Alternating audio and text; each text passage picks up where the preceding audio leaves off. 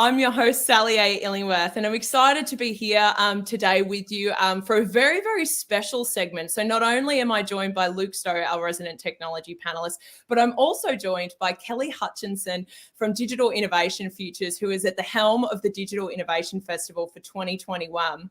So to kick off, Luke, I'd like to hand over to you to do our acknowledgement of country. Yeah, thanks, Sally. On behalf of all of us appearing live today from Melbourne, Victoria, Australia, we would like to acknowledge the Wurundjeri people of the Kulin Nations as the traditional owners of the land in which we all meet on today. We respectfully recognise elders both past and present. Thank you very much, Lou. And as always, for those of you coming in live, please drop a 1 below. For those coming in on the replay, please drop a 2 below. And as always, let us know where you're coming in from. It's exciting to see how these platforms enable us all to come together. So to kick off, Kelly, it'd be great to hear from you. Can you share a bit with everyone about Digital Innovation Futures and in particular, the 2021 festival? What's it all about? What's the mission? Well, it's an initiative of the Victorian government that we work in partnership with all parts of the sectors of private, public, community, because digital innovation and technology drives every single thing we do every day. It drives our jobs, it drives our lives. And what we do is shine a light on this 2-week period where we can take some time out, think through things deeply. We've just had some, lots of different topics of emerging technology, but also digital inclusion and future jobs, as well as online business. So it's a way for us to shine a light on what's happening in Victoria, across the state, and invite people to share their stories, because it's when we understand how did somebody go about applying technology in a real life situation, what did they learn, what would they recommend, what were their mistakes, what were their successes, that all of us can realise that, oh, actually there's ways that we could approach things. And really it's about encouraging people to really make a difference through technology, which is why we play on the word the diff. Yeah, it's a fantastic initiative. And Kelly, what's sort of been the main themes throughout today?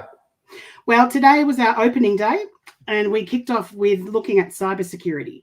It is really so important, and we have the Australian Information Security Association, who are the leaders of professionals across the country who are in charge of all the cybersecurity that we rely on. It's in the background. And we posed the question for the opening debate, which is worse, people or technology? Now, I think it was going to be hard on the technology side, and that team did find it very difficult, and they did lose. But it was in the end. Sorry, Kelly, did the technology team lose that debate? Yeah, it's people. Right. It's people, wow. Really, because it's actually a balance of people, process, and technology. Because it's those interconnections, and if you try to fix one without the other, things don't work. So followed on by a webinar around ransomware. So we went from the abstract of how on earth are these big picture things around ethics and cybersecurity, and what does it mean to be human, and what does it mean to trust? Because in the end, that's what it is, whether it's the humans who trust each other, and then we might trust someone with our password, and that really is not a very sensible thing to do. And it's also about the trusted systems. Yeah. So it's that type of picking through those types of questions. Yeah, I love that debate between people and technology. And Luke's always talking about on the Reboot show that, people are the last frontier of technology. So, Luke, how do you feel about a debate like that? And more importantly, what do you think of the DIF Festival in particular? Because I know you're very passionate, having spent 30 plus years in technology, about, connecting over real conversations to drive meaningful outcomes, as Kelly highlighted the purpose of. Yeah, look, I'm rapt to be part of, this conversation with Kelly, because I just think it's so important for Victoria to really, be there and reach out to everyone in technology and to enable those conversations between people. I caught some of the action today, and when I could, and I really enjoyed it. And I know that I can get access on demand, Kelly, which I think is a great feature, which means I can, sort of go and follow up with all the things that I want to watch in the future. And I missed out on the debate between technology and people. I wish I was part of it, actually. I would have loved that. That would be great to have that debate, particularly over a nice red wine. But I love what this is about. The DIF, is really putting forward the future of technology for Victoria, and I think that's great. Mhm. And Kelly, across the period of the festival and more broadly digital innovation futures, what sort of stakeholder cohorts and different audiences come together, particularly for the festival? Well, as I mentioned, we talked about the professionals there with the information security professionals. So it's associations, because really it's when businesses come together and look at common issues as well as professionals. So you've got the Australian Computer Society, the Australian Information Industry Association. So we've got the National Eye Awards, which actually was what the festival was built around.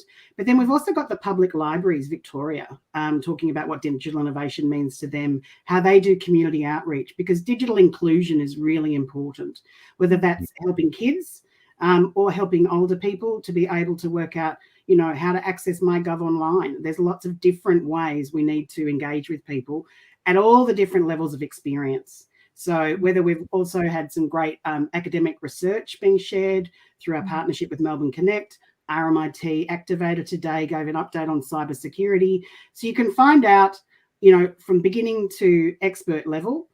You can be an individual who's wanting to shift careers, who's maybe interested in something, or somebody who's a veteran or somebody who's retired, and you just still want to be engaged and still know what's happening. And, we had the PSE Foundation this afternoon with their future of work, and you had academics from Swinburne talking about the latest research. You had health professionals talking about the application of tech in their sector.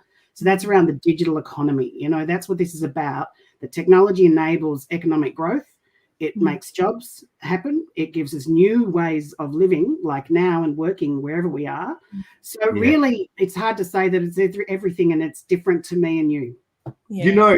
It's never been more important, Sally and Kelly. That's a mouthful. But it's never been more important. Like this is so important to us right now as a state, Victoria. And I love that this is about Victorian technology businesses as well, like promoting them and giving them a chance to show their wares via becoming part of DIF. I think that's really crucial.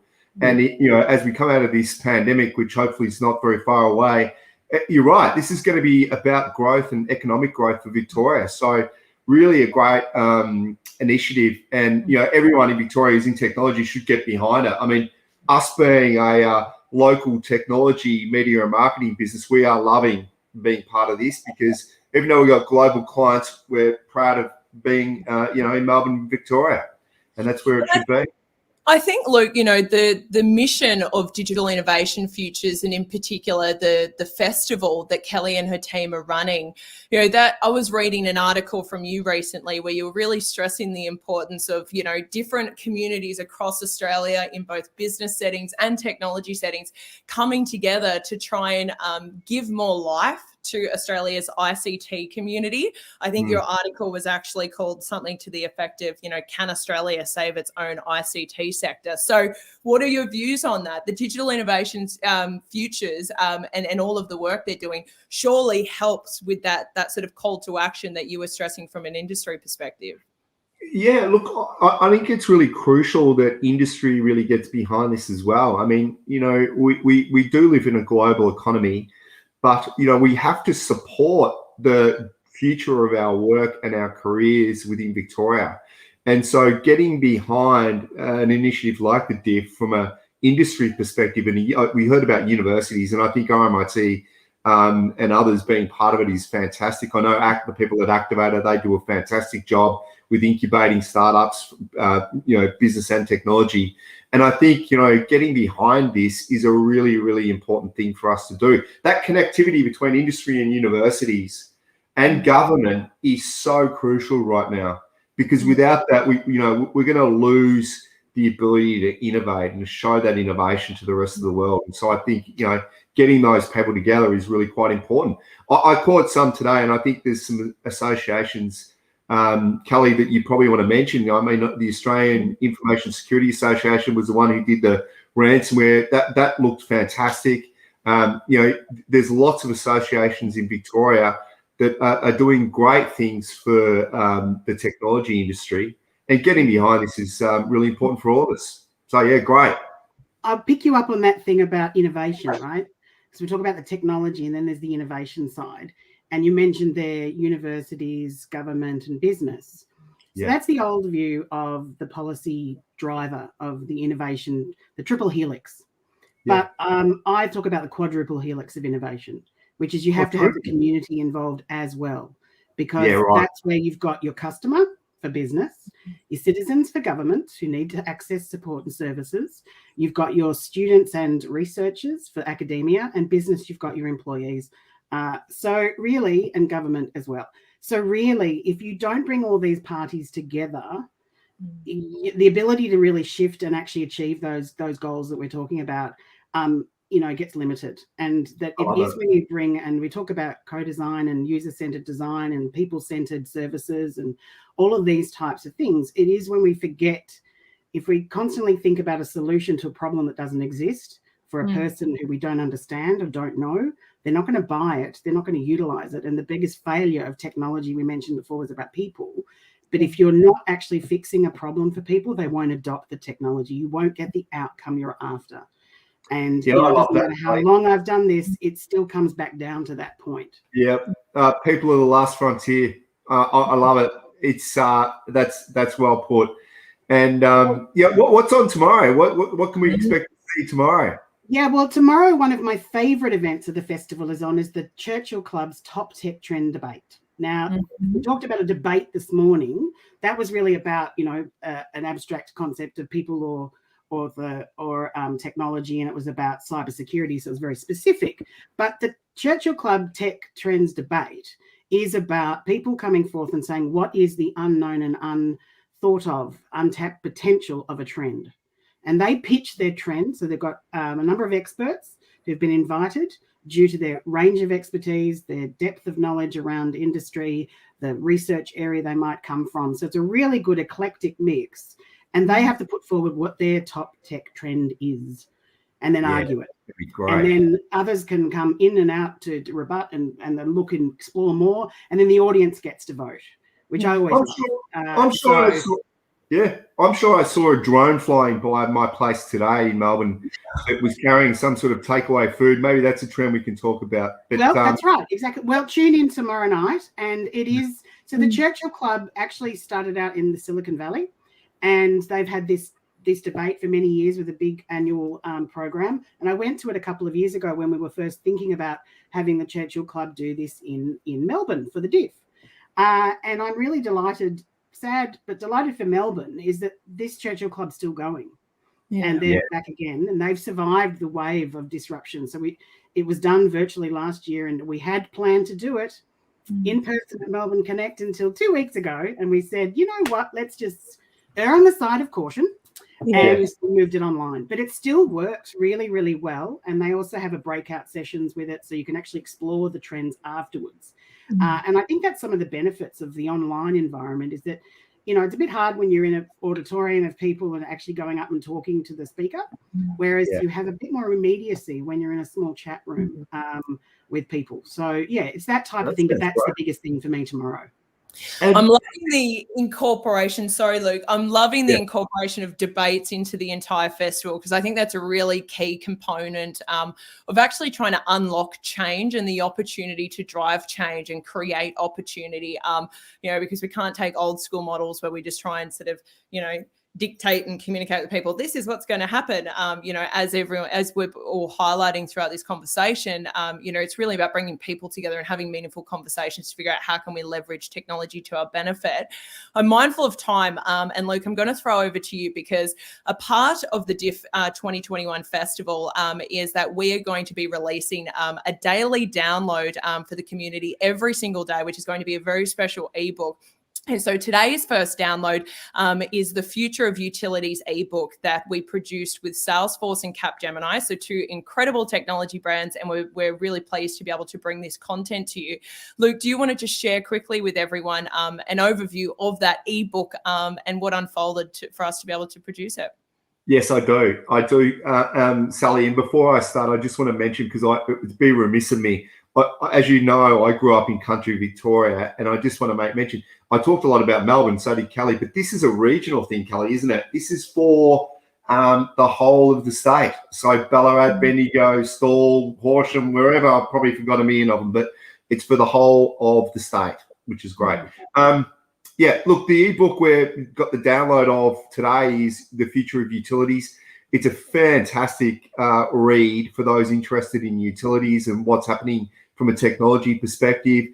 We had Kelly James, who's the VP and General Manager of Utilities for Salesforce Industries from the US on the panel. We also had Jan Lindhaus, who is Capgemini's regional expert in utilities and chemical sectors. They were both fantastic. We talked a lot about the data and capabilities of organizations, utility organizations, using data and insights for better customer service. That was a fantastic part of the conversation. There was a lot on cybersecurity, so the theme of the diff today, cybersecurity, particularly of utility security regarding, you can see these operations are massive, and protecting the systems and the network that are out there controlling these environments, the utility environments, as well as back at the front office where they're communicating with clients and customers, really crucial, cybersecurity. And we talked a lot about how technology is being used by utilities to really move forward. Everything from drones flying in and looking at cracks in dams to make sure that they can repair them, to artificial intelligence and machine learning, doing predictive analysis on what needs to be fixed and when. It's a really exciting ebook and worthwhile having a read, particularly if you're into utilities. Yeah, no, it certainly is an exciting ebook. Has there been any other utilities-focused content yet across the DIF Festival, Kelly? I don't think so this year. I think everybody's just, focused on actually keeping the utilities running. We know that, without internet, without power, all of these things keep going. But, I think it's great that you've got these case studies to share with us, because that is one of the challenges for risk-based or very high-profile corporates to share their story about digital transformation and these new challenges they face, because it's a very fine line to be able to do it. So what I really love about the partnership and the Reboot show is being able to share some other type of content. So we're doing live chat, we've got on-demand video, but then we've actually got something to read, because sometimes reading is also a good way to consume the information. And that's a real great addition to the festival this year. And with a case study that's written and considered and taken time to research, you get a different way of engaging with that story and that insight. So it's a really good addition. Thanks, Kelly. We're really pleased to do it. And, you talked a bit about accessibility before and the importance of digital inclusion. Couldn't agree more. And, retail businesses out there, get on board, because this is so important. You're missing out on customers if you haven't got your accessibility and digital inclusion right. There's my passion coming out. But we're going to share an ebook about that too over the course of the next couple of days. We're going to be back every day, aren't we, Sally and Luke? You know, and today was about cyber, but definitely want to talk about our regional. I mean, there's so many things. There are over 300 events. There's, the most there are each day is 25 sessions. Now, I'm not going to get to 25 sessions, but, I can catch up on something if it's on at the same time. So, but very excited about what's happening, and it's only the first day.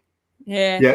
That's the beauty of on demand. And thank you very much to everyone who's tuned in live with us today, and to those of you who tune in on the replay. As Kelly highlighted, we will be joining for this live broadcast every day throughout the Digital Innovation Futures Festival for 2021, 5:30 p.m. Australian Eastern Standard Time every day across YouTube and LinkedIn. So thank you very much, Luke Stowe and Kelly Hutchinson, for joining me today. And thank you to our audience. We look forward to seeing you tomorrow. Don't forget to subscribe. That's right. Bye.